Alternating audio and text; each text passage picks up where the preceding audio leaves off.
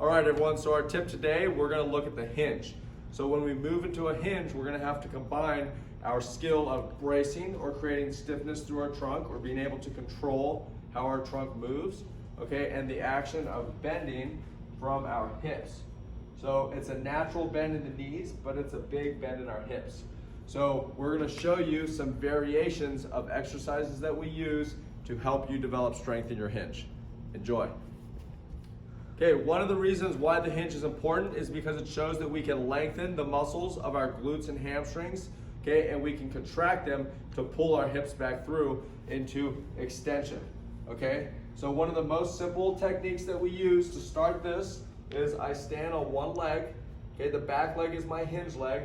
I bring my other leg forward and I have my toe facing up. So some people will get a stretch in the calf.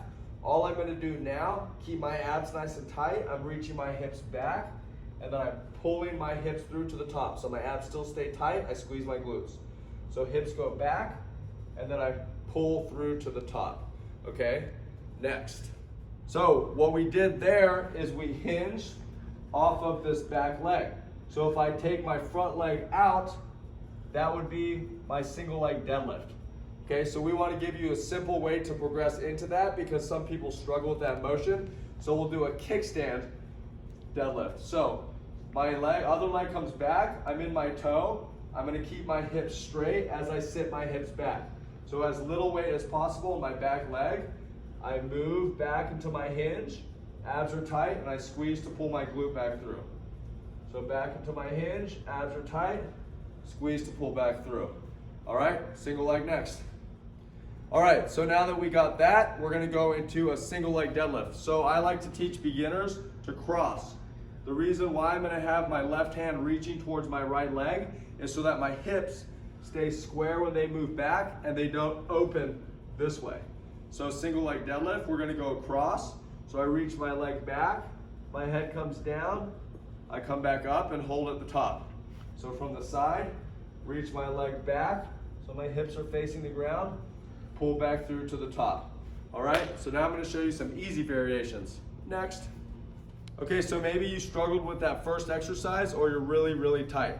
So what I can do is I can set up in the same position and I can hold onto a post.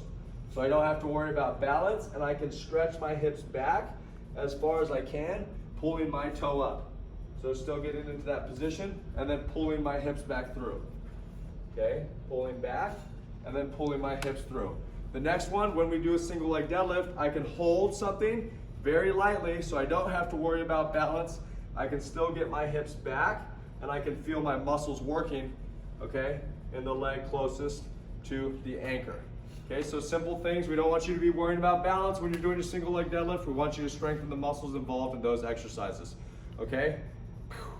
All right, we hope you enjoyed our tip of the week. Remember, if we have good, strong glutes and we have nice, strong abs, we're gonna be a lot less likely to have lower back pain. Enjoy.